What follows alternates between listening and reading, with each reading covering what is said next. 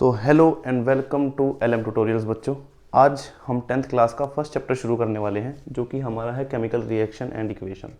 ठीक है, ये हमारा काफ़ी इंपॉर्टेंट चैप्टर है क्योंकि इसी के बेसिस पे आगे हमें पूरी केमिस्ट्री समझनी है, क्योंकि अगर ये समझ नहीं आया तो फिर आगे केमिस्ट्री में चीज़ें समझनी बहुत मुश्किल हो जाएंगी आपके लिए, ना कि 10th में, 11th और 12th में भी बच्चे। तो आपको इस चैप्टर को तो बहुत ही ज़्यादा ध्यान से पढ़ना है। ठीक है, ये आपका बहुत ही अच्छे से क्लियर होना चाहिए। ठीक है, तो हम स्टार्ट करते हैं। आज की क्लास में हम 3 टॉपिक्स पढ़ेंगे। पहला केमिकल रिएक्शन, दूसरा केमिकल इक्वेशन, तीसरा बैलेंस्ड केमिकल इक्वेशन। बेसिकली पहले तो हम ये पढ़ेंगे कि केमिकल रिएक्शन होता क्या है। ठीक है, उसके बाद में हम ये पढ़ेंगे कि केमिकल इक्वेशन क्या होती है, उसकी नेसेसिटी क्यों है। ठीक है, और फिर ये देखेंगे कि बैलेंस्ड केमिकल इक्वेशन हम किसे कहते हैं। ठीक है बच्चे, तो स्टार्ट करते हैं हम पहले टॉपिक से, केमिकल रिएक्शन।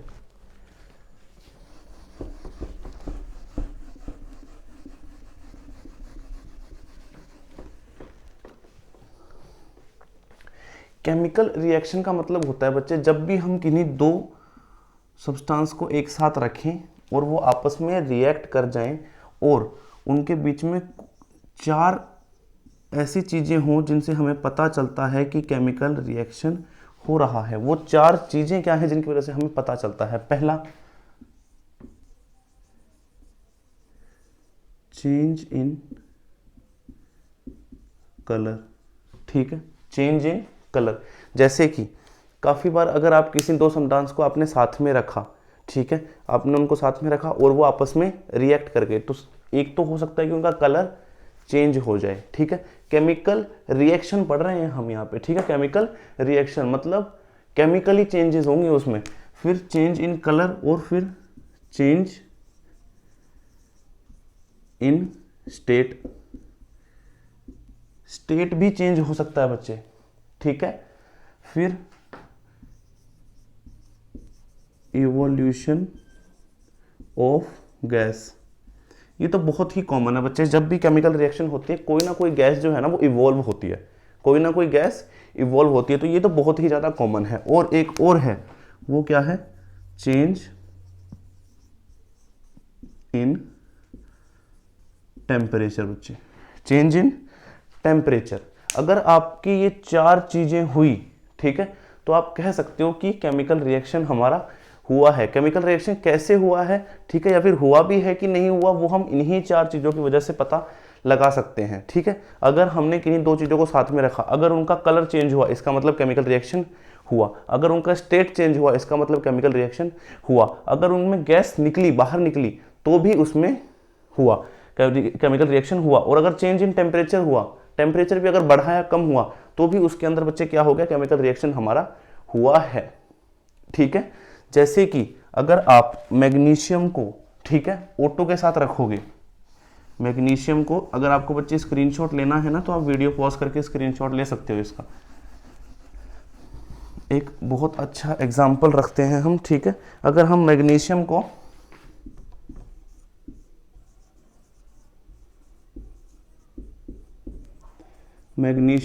ऑक्सीजन के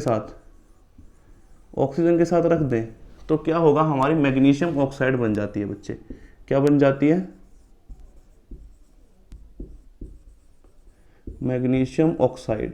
क्या बनती है? Magnesium oxide. तो ये हमारा क्या हुआ? एक केमिकल रिएक्शन हुआ कि हमने 2 चीजों को रखा साथ में और हमारी तीसरी चीज, एक नई चीज फॉर्म हो गई। ठीक है, जिनकी प्रॉपर्टी इन दोनों से अलग है। मैग्नीशियम ऑक्साइड मैग्नीशियम जैसे थोड़ी काम करेगा या फिर ऑक्सीजन जैसे थोड़ी काम करेगा। हम तो ऑक्सीजन को इनहेल करते हैं, मैग्नीशियम ऑक्साइड को इनहेल कर सकते हो? नहीं कर सकते ना। इसीलिए जब 2 डिफरेंट चीजें मिलके एक तीसरी डिफरेंट ही चीज बन जाए तो वो क्या होगा? हमारा केमिकल चेंज होता है, उसी में केमिकल रिएक्शन, उसी को कहते हैं कि वो चेंज हमारा हुआ। ठीक है, अब हम इसको ऐसे लिख तो सकते हैं, मान लो magnesium plus oxygen gives us magnesium oxide, लेकिन ये थोड़ा सा बड़ा नहीं हो जाएगा बच्चे? थोड़ा बड़ा नहीं हो जाएगा कि बार बार हमें उनके नाम लिखने पड़ रहे हैं, मैग्नीशियम ऑक्सीजन, मैग्नीशियम ऑक्साइड? तो इससे पीछे छुटवाने के लिए बेसिकली हमने एक नई चीज बनाई जो कि क्या थी? Chemical reaction. केमिकल रिएक्शन तो चलो हो गया हमारा। इससे हमने वो बनाई केमिकल इक्वेशन, सॉरी क्या बनाई? Chemical equation. Chemical equation. इसका मतलब कि इसको बेसिकली शॉर्ट फॉर्म में लिख सकते हैं हम, इसको हम शॉर्ट फॉर्म में लिख सकते हैं। जैसे मैग्नीशियम है तो हम मैग्नीशियम को क्या लिख देंगे, मैग्नीशियम के सिंबल में लिख देंगे। जैसे मैग्नीशियम को क्या लिखते हैं हम, आप 9th क्लास में पढ़ लिया होगा Mg, ठीक है। तो इसको हमने क्या लिख दिया Mg। ऑक्सीजन को हमने क्या लिख दिया बच्चे, O2। ऑक्सीजन को क्या लिख दिया O2, O2 ही होता है। और फिर ये हमारा क्या बन गया, मैग्नीशियम ऑक्साइड, मतलब MgO। क्या बन गया, MgO। अब जो दिक्कत जहां आती है वो क्या है, ठीक है। अब हमने केमिकल इक्वेशन लिख तो दी। केमिकल इक्वेशन क्या है, बेसिकली कुछ नहीं है, representation of chemical reaction in its simpler form या फिर इन इट्स सिंबल्स, ठीक है। हमने सिंबल्स में उसको रिप्रेजेंट कर दिया है। ये सेम चीज, मैग्नीशियम को ऑक्सीजन के साथ रिएक्ट करा, मैग्नीशियम ऑक्साइड बन गया, ठीक है। अब जो हमें देखना है वो क्या देखना है कि जो Mg और O2 और इधर बना MgO, अगर आप एक चीज नोटिस करोगे तो दोनों की तरफ है ना, आप एक बार जरा एटम्स मिलाओ कि Mg यहाँ पे तो एक है, यहाँ पे कितना है, एक, यहाँ पे ऑक्सीजन एक है, लेकिन यहाँ पे कितना है, 2। तो ये क्या है, ये तो नहीं है यहाँ, भाई हमने तो यहाँ 2 दिया था, यहाँ पे तो एक ही है। तो अब इसको ना बैलेंस करने की जरूरत है, इसको क्या करने की जरूरत है, बैलेंस करने की। तो अब इसको बैलेंस कैसे करेंगे वो हम सीखेंगे बैलेंसिंग ऑफ केमिकल इक्वेशन, मतलब बैलेंस्ड केमिकल रिएक्शन इक्वेशंस में, ठीक है। वो हम सीखेंगे बैलेंस्ड केमिकल इक्वेशन में। चलो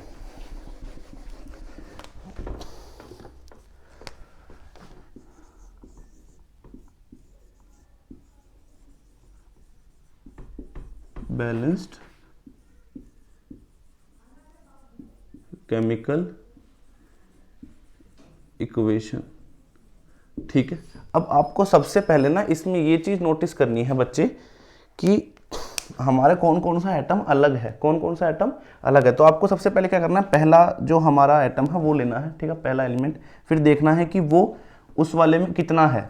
यहाँ पे Mg1 है, इधर भी Mg1 है, ये सही है, इधर भी एक है उधर भी एक है, तो हम इसको छोड़ देंगे, लीव कर देंगे।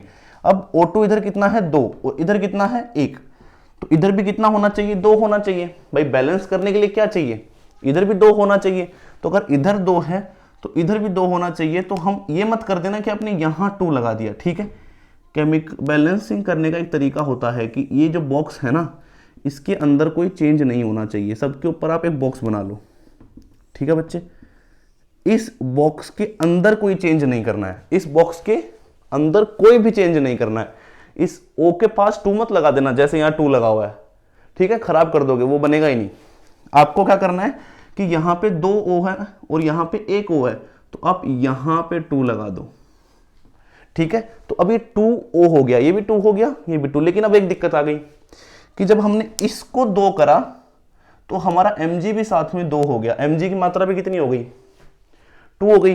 तो अब इसको पूरा करने के लिए इधर पे आ जाओ वापिस, इधर 2 Mg हो गया, तो हम इधर पे भी 2 Mg कर देंगे। तो ये हमारी क्या बनेगी बच्चे, एक बैलेंस्ड केमिकल इक्वेशन। ये क्या बनेगी हमारी बैलेंस्ड केमिकल इक्वेशन। इससे पहले वो क्या थी, वो अनबैलेंस्ड थी। जब तक हमने ये 2 और 2 नहीं लगाया था, ये क्या थी, अनबैलेंस्ड थी। अब ये एक बैलेंस्ड केमिकल इक्वेशन है, ठीक है, समझ में आया। अब एक एग्जांपल और करके देख लेते हैं बच्चे, ठीक है।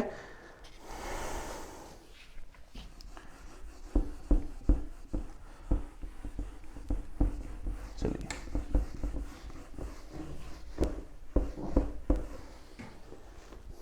एक एग्जांपल है, बहुत ही अच्छा एग्जांपल है कि अगर हम Fe को किसके साथ रिएक्ट करवा दें बच्चे, Fe को किसके साथ रिएक्ट करवा दें, वाटर के साथ,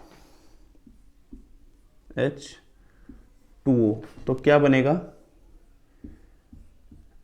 Fe3O4 और साथ में हमारी H2, ठीक है, ऑक्सीजन। आयरन को पानी के साथ बनाया तो क्या आयरन ऑक्साइड बना और पानी H2 बना, ठीक है बच्चे। अब हमें इसे क्या करना है, हमें इसे बैलेंस करना है। अब बैलेंस कैसे करें, ये देखो, पहला आप क्या करोगे, इन पे बॉक्स बना लो भाई, कि इनके अंदर कोई भी, इन बॉक्सेस के अंदर कोई भी चेंज नहीं होना चाहिए। कान खोल के सुन लो, अगर इसके अंदर चेंज कर दिया तो हो गई भारी दिक्कत, ठीक है बच्चे। इसके अंदर कोई भी चेंज मत कर देना।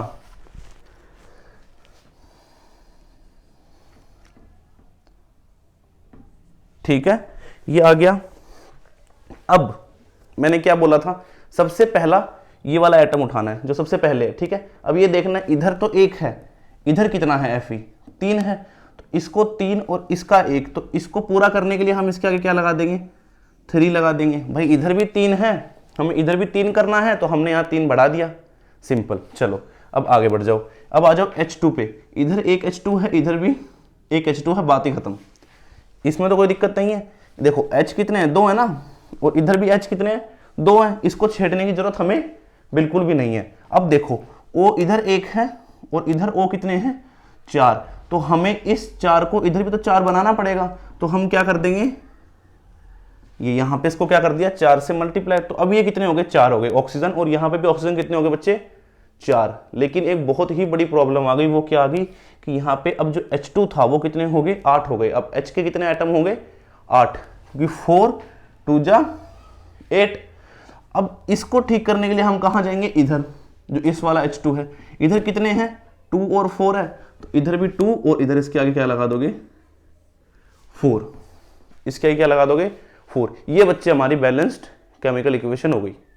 सो सिंपल, कुछ नहीं करना, बस ये देखते चलना है कि कितने कितने हमारे एटम्स प्रेजेंट हैं और उस हिसाब से उसको बैलेंस करते हुए चलते जाना है।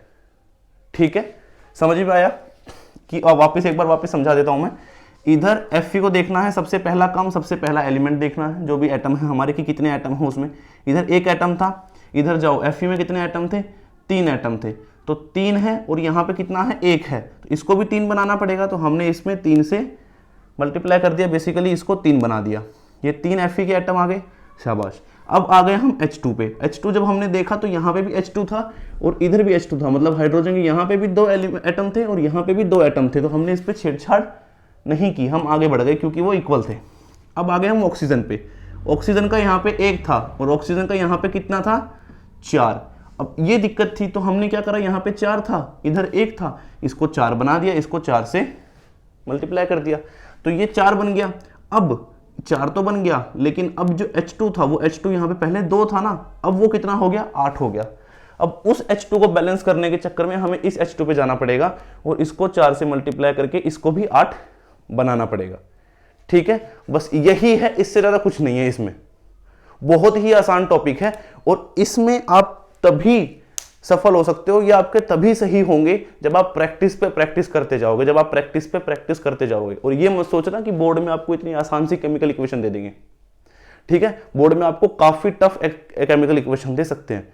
ठीक है, फोटोसिंथेसिस की केमिकल इक्वेशन दे सकते हैं, तो आपको वो चीजें मेहनत करनी है, आपको खुद प्रैक्टिस करनी है। ठीक है, यहाँ करने से कुछ, यहाँ पे आप सिर्फ समझ सकते हो, अब आपका काम शुरू होता है कि आप वहां पे बैठ के अपना प्रैक्टिस कर रहे हो। ठीक है, बुक उठाओ, बुक में आपके बहुत सारी केमिकल इक्वेशंस हैं। ठीक है, उन केमिकल इक्वेशंस को विदाउट बैलेंस उनको लिखो और फिर उसके बाद उनको बैलेंस करना शुरू करो। ऑटोमेटिकली आपका थोड़ी देर में ये चीजें अपने आप ठीक होने लग जाएंगी, आपको कोई दिक्कत ही नहीं आएगी, आप समझ में लग जाओगे। ठीक है, और फिर आपका दिमाग अपने आप चलने लग जाएगा और अपने आप 2 सेकंड में आप ये इक्वेशंस को बैलेंस करना सीख जाओगे। ठीक है बच्चे, आज की क्लास में हम इतना ही करते हैं। नेक्स्ट क्लास में हम टाइप ऑफ केमिकल रिएक्शंस पढ़ेंगे। ठीक है, अलग अलग टाइप्स ऑफ होते हैं रिएक्शंस के, वो हम पढ़ेंगे। अभी आप इसकी प्रैक्टिस कीजिए। अगर आपको इसके नोट्स चाहिए, टेलीग्राम का लिंक है नीचे, आपको इसके नोट्स मिल जाएंगे बच्चे उसके अंदर। ठीक है, अगर आपको कोई डाउट है तो आप कमेंट बॉक्स में कर दीजिए, कमेंट में नहीं करना है तो नीचे इंस्टाग्राम का लिंक है, आप DM करके क्वेश्चन पूछ सकते हैं। आई होप बच्चों आपको समझ में आ गया होगा। आज की क्लास में इतना ही। Thank you so much.